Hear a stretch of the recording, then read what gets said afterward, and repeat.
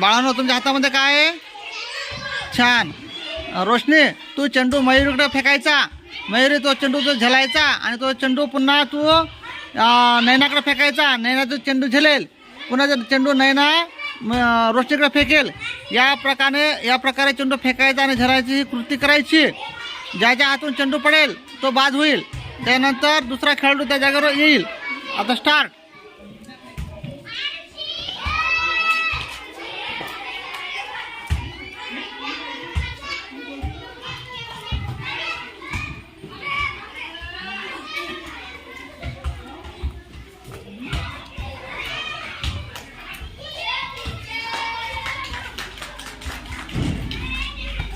तो बाद झालेस.